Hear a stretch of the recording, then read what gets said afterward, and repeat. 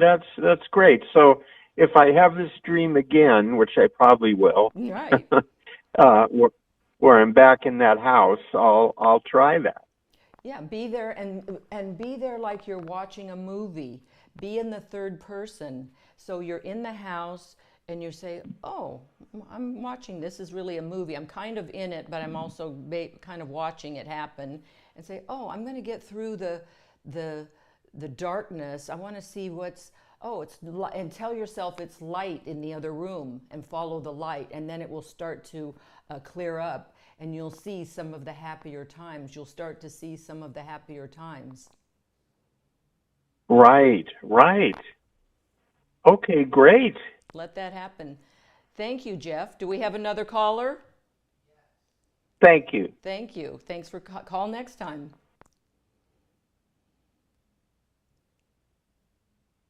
Hi, caller. Don't forget to push the subscribe button. Hello, I hear somebody.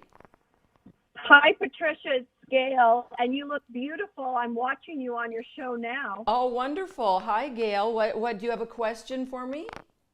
I do, and I love that I've listened to you before, and you told me to write things down. So I had a dream just the other night, Let's hear it. and what my dream was is, let me see if I can explain it. I tried to write it down as you've suggested. That's the key. That's the I key to what everything. Keep the pad by the bed. Yes. Yeah, I did that. And so I was with a friend of mine, very close friend, and we were going to go somewhere, and I had to change. And I said, I need to change, I need to change, I need to change. And I went and I changed. And I think I was putting on like a dressier outfit or like a Chanel looking outfit or whatever it was, but I changed. And in this process, we were going somewhere. And when we got to where we went to be, we had to go someplace further. And in the process of going someplace further, I had to go back to school, like high school, which seemed very strange. But in order to go back there, I needed to take a train, and I had to take the train by myself. Mm-hmm. So there I was now getting on a train by myself, leaving this person, and I felt like I was either going back to school, not so necessarily high school, but back to some place to learn. Mm-hmm. Okay. But I was leaving this person, and as I was doing that, and I insisted on changing before this venture. Mm-hmm.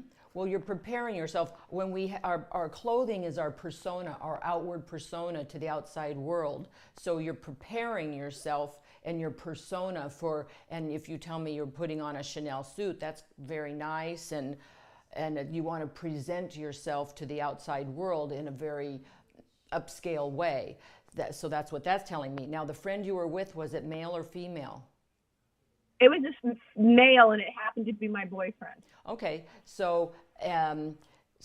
but you were leaving that behind when you had to go to school, right? Yeah, I wasn't having him drive me. It was but Okay, instead I so was going to get on a train. okay, you have to leave your feelings behind when you're on a train. That is a masculine image. So it's a modality of a mode of transportation, and that is your way through life. When any kind of vehicle is involved in a dream, it's talking about our way through life.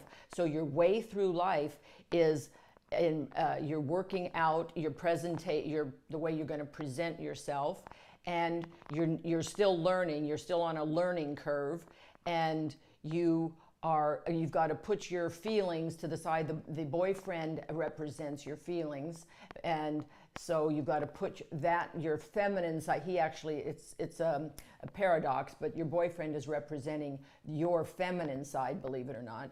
So you've got to put your feminine to the side while you're in this masculine mode of transportation, your way through life, which is going to towards some kind of goal where you want to present yourself in an upscale way. And then what happens from there? That's basically all I remembered. I was just getting on the train, Okay. a little bit apprehensive, but I still knew that I needed to get on the train. This is now what we do in this work is really connecting our dream world, bringing us messages from our subconscious up to our conscious mind, and then that is relating to our waking life and how we can utilize those messages in our personal growth and transformation. So that being said, sounds to me like you are on a trajectory and you are focused on your learning curve and your presentation for something in the doing side of life, in your masculine side, which is work, our work mode, our doing, our acting, activation. So you are actively pursuing something, and I will ask, and you are hell-bent on doing it, but you still have some trepidation with it. Yeah, I mean, I think it's right on. I mean, I think what you're saying is 100% accurate. And it's also setting somebody aside as I'm maybe... No, you're not setting anybody aside. You're not setting anybody aside. It's a part of you. Everything in your dreams, everyone in your dreams is an aspect of yourself. So that being said, that just meant that side of you is on the wayside. So you can not be focused on your feminine right now, which is okay. You're focused on, so he represent your feminine. It doesn't mean putting anybody aside. It's an aspect of yourself that you're putting aside while you're focused on your masculine energy, which is your work energy. Yeah, and I'd say that's 100% right. So it makes sense to you. And as long as we know this is balanced, when we are balancing our energies, we know how much of that we want to do, but it sounds like in your dream you're comfortable with it and you are full board ahead and ready for your presentation.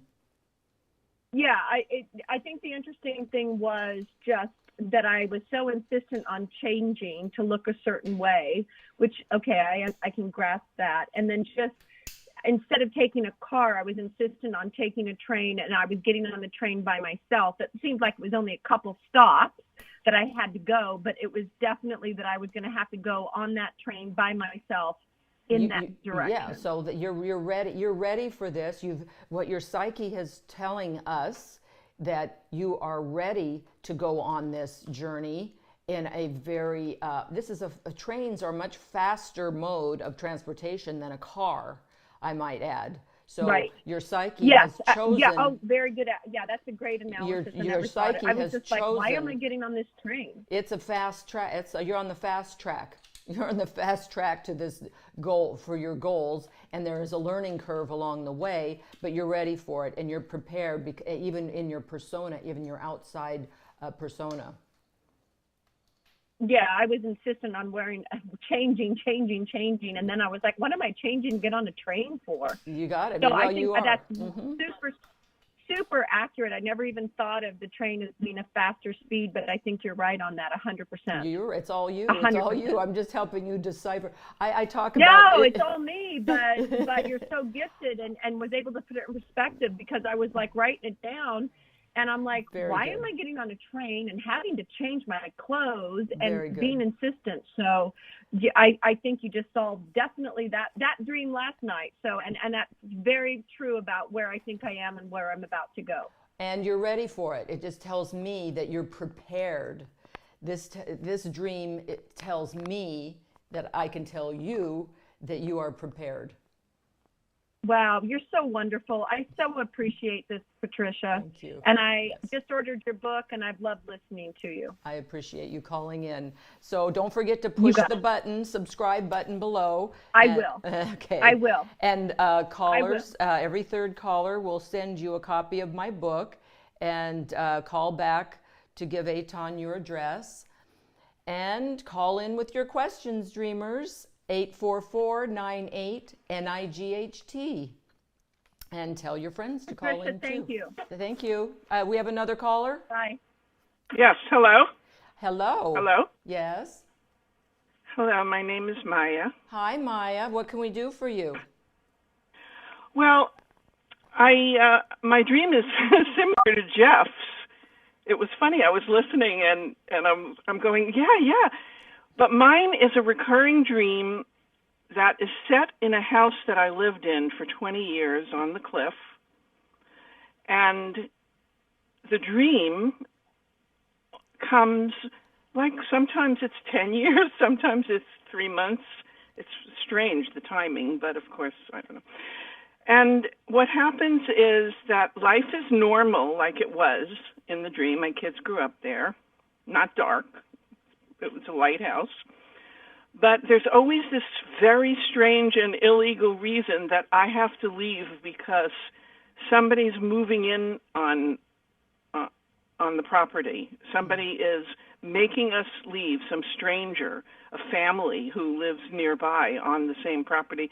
And then this whole, it's almost like a movie is happening. And I listened to you once before, and it was very helpful when you told us to watch your dream like you're in a movie. Watch your dream like so you're the last time this happened, yeah.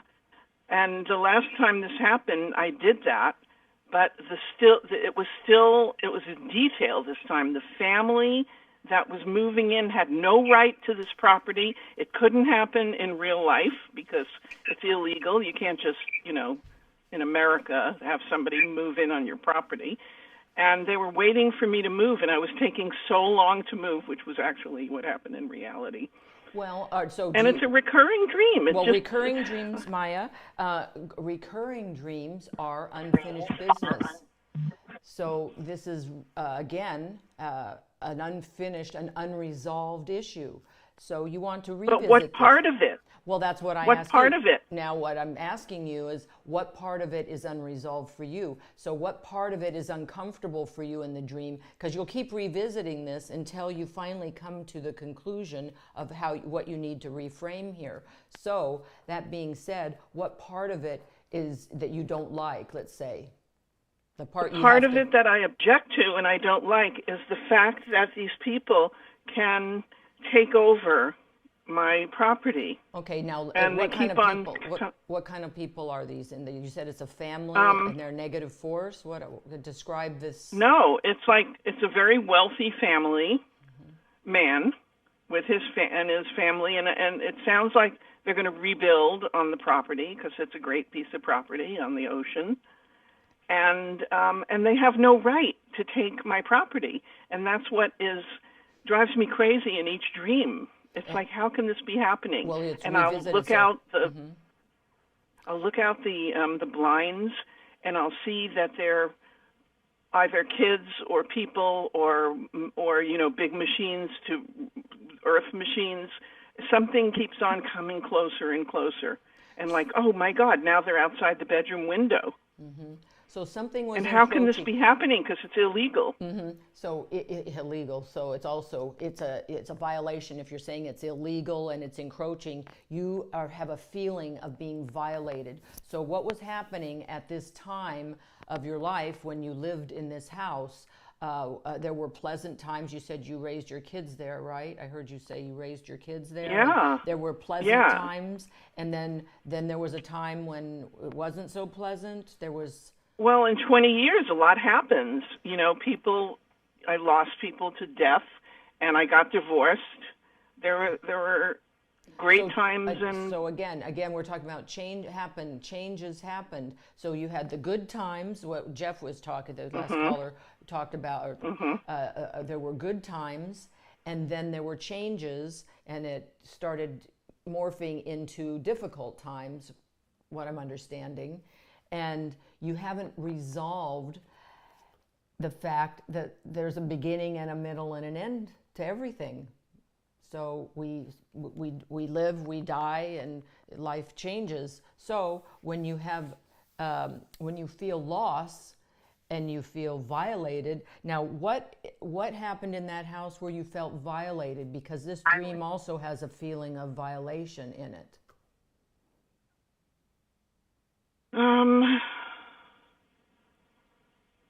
I broke my ankle during the divorce, maybe that is it. That's maybe. personal. Well, there's some kind of where you felt violated. So you felt violated. You mentioned divorce. So a divorce. Yeah, divorce could feel. Divorce you can could feel like a violation. Your dream. Sure. Your dream has shattered. You married. You had kids, and that part of the dream was pleasant, and then it wasn't pleasant, and then you had a divorce. Well, some people.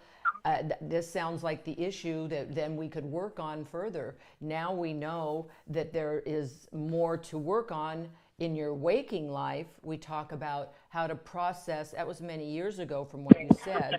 So when you go back into that dream again, and you can invite your dreams. Here's where I will talk about planting the seeds in your Lyman state before you go to sleep. I want to dream. I'm allowing myself to dream the recurring dream of the old house and invite it. But this time, when you are dreaming of that house and this encroaching, ominous, violating situation, you watch it that's when you can watch it like a movie, and then you can say, wait a second, and then you can tell, or do you have a right here? You can encounter these people who you think are violating you, and then you can say, I'm giving you a script. Maybe you can say, do you have your papers? So do you have the deed? Very good. Okay, I'm ready to sign. And you can say, I'm ready to sign the papers. And you're going to rebuild a house. I understand that. And you start to communicate with these forces that you think are violating you, whereas in your waking life you got divorced and you said you ultimately had to move anyway, but that dream was happening because you knew that you were going to have to move anyway, so you never really fully processed that. Yeah, I think it was one trauma after another. It was too many traumas that hit you after another, and you didn't get a chance to process one before another one hit. So now you can go back and talk to the people who are in these forces, and say, you bought the property? I understand. You bought the property. Yes, it's going. No, they didn't. They didn't buy the property. Okay, I'm telling you to reframe this. I'm teaching you. I'm giving you a teaching here. This is how to reframe it. So you can ask to tell them. Rewrite the script. You rewrite the script. That's what I'm telling you to do. And now you have a dialogue with these forces and saying, well, I wanted to move anyway. So it's a good thing that you're coming because I needed to move anyway. And so when I get things cleaned up and then I understand you're going to start moving some things and dig whatever, and you can start to accept what's happening because it already happened, but you can start to accept it in your subconscious mind, and your psyche can have a dialogue with it in a way that you can accept it and say, okay, well, I'll be packing up soon, but I'm going to take my time, so be patient with me and everything will happen in due time. But yes, rewrite the script. So do you rewrite it in a conscious waking state? No, you're in the alignment. You're in your dream, but this is lucid dreaming. And again, it's so funny that I get 2 callers on this isn't the most common way I teach dreaming. But for PTSD and these type of recurring PTSD dreams, I do use lucid dreaming to help people rewrite the script and help them understand that things changed and how you're able to accept it. So in this instance, I was listening to the Lyman state before, and then I lost audio. Yeah, we had some technical difficulties. It's a Mercury in retrograde. It's our launch. Oh, is it? Yes. So we're working the kinks out, and so basically, you wake up. I'll go over it again. You keep your eyes closed. Yeah. Upon going to sleep, you will drift into the Lyman state, which is the state of consciousness between wake and sleep. And then again, between sleeping and waking, and it only lasts 3 to 4 minutes. So in that 3 to 4 minute period, you can plant the seed as you're going to sleep. I want to dream about some issue I have, or I want to work something out, and you just plant the seed. Hopefully you're going to dream about that. Or you can just say, I want to come up with some resolve about a business deal I have, or a relationship, anything you want. Plant the seed. Upon waking, this is the important part, besides keeping a pad by your bed, have the discipline to keep your eyes closed. And because the moment you open your eyes, you are out of that state of consciousness, and everything just gone. So while you're in that 3 to 4 minute state of consciousness, called the Lyman state, you will scribble a couple of whatever you may scribble. Don't open your eyes. Scribble a couple of things, symbols, a place, an animal, a person. Oh, yeah, Jeff, a person called before, a house. You having this house, right? Old house. Okay, your old house. So put old house. Oh, people there. What? So write a couple of things. Then when you wake up, you can maybe tie the story together, but it's not always the story that's the most important, because in our dreams, Maya, the symbols come to us in these. People always say, I had the craziest dream with these craziest images. Well, the images aren't crazy because they're part of our consciousness, and they come to us in terms of symbols, because that's the way we can accept hearing a message without, it's a softer way our unconscious brings us a message. So, that being said, the symbols come in terms of things from our past. Well, let's talk about how we gather data. In every moment of every waking hour, every waking moment of our lives, we are gathering data through our eyes, our ears, our nose, our taste, our touch, our everything. We are gathering data from everything we see and hear and feel and touch and taste. So that all gets collected, and when we sleep is when it all goes in the mix, and our brain goes through the biology of it, the physiology is called the glymphatic system, where the brain actually gets washed, and the only time it can happen is when we're sleeping. And that's when the brain eliminates toxins and all this. So that's the science part. Well, that also happens to be when we've collected all the data in the day, and now it's being consolidated, and some of it is getting paper shredded and discarded, and some of it is getting categorized and stored into memory. So this is that's why sleep is so important, and quality sleep.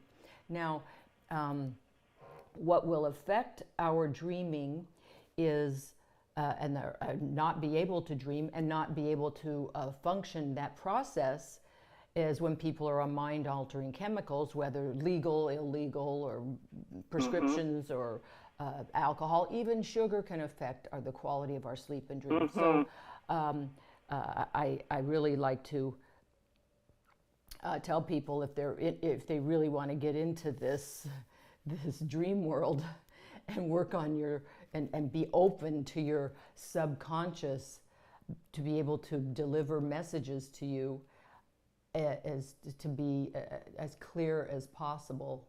And so there you have it. So that's what's happening. We're gathering data, we're collecting it, we are shredding some of it, categorizing some of it, and storing some into memory. And that happens on a daily basis. So. That's so helpful. Very helpful. Because the people who live there have asked me if I want to see the house, and I have really no interest in going there. But in my dream, it's a whole other story. Well, you know what I would say? You're talking about in waking life, the people want you to Yeah, invite. yeah. I would go there. I would absolutely go there. Do you know that I was kidnapped and molested when I was a small child, and I actually Oh, dear. I went to the place where it happened with a friend many years ago as an adult, and I went to that place. I went to the place. I needed to do that, and it was amazing.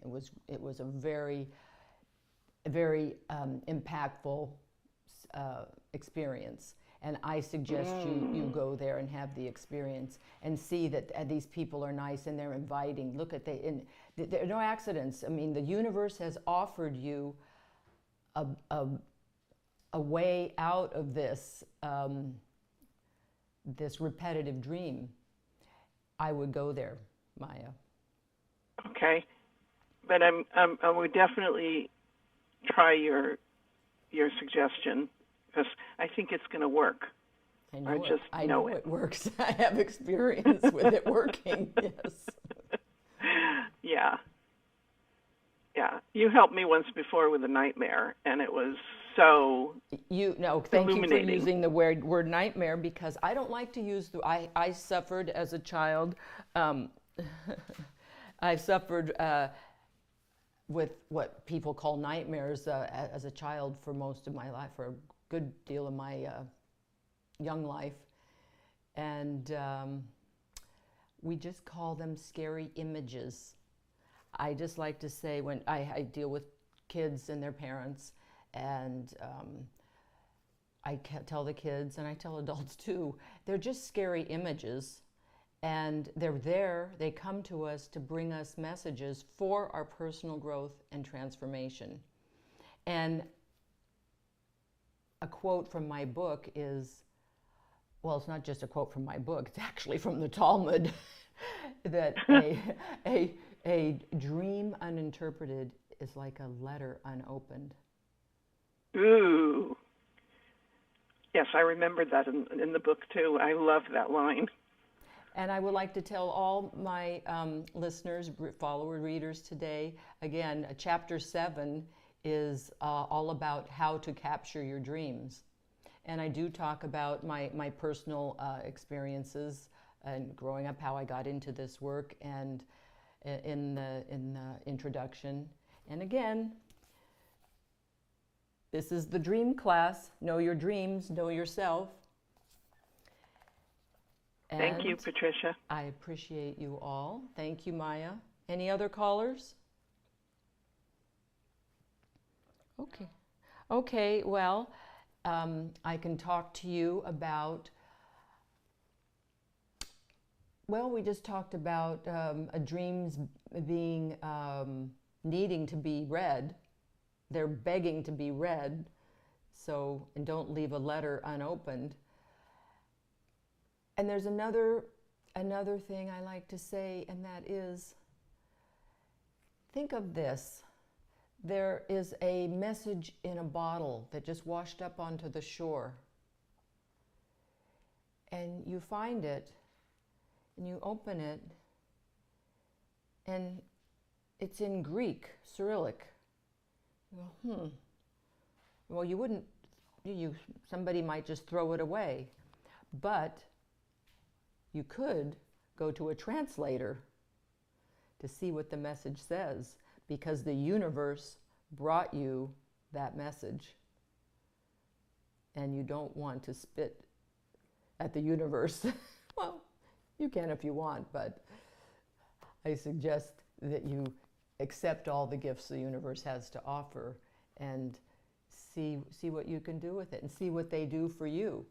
Now, the other thing I want to talk about is common dream themes. We can pick that up next time. I hope I'll see you all next week. We have common dream themes, and one that I'll leave you with a hanger. We like to talk about death. I love dreams about death. So they're not really scary. They're really important. And we talk about falling, flying, being lost, and money. Another thing I want to say is everything in your dreams is an aspect of yourself. So everybody's dream is unique to them. So they have these dream dictionaries, but they're very general and they don't necessarily pertain to you. These individuals who called in tonight, they were very specific to their situation and their stuff. And dreams are like that. We can have archetypal images where some people, what they relate to in life could be superheroes. I had one young gentleman who always dreamed in terms of animation figures. He was very much into anime, and so he liked those anime characters would come in his dream, but they all represented aspects of himself, the different character types. And animals, well, we have animals that are typically masculine energy, dogs, horses, for instance. Large animals are masculine energy, which represents our doing side of life, the action, our work-oriented stuff. And then there are cats, soft, fuzzy things, birds, butterflies. Those represent our feminine side, our feeling-centeredness. So we get into that further, okay? So anyway, I hope you all come again and tell your friends about Know Your Dreams. And I'm Patricia.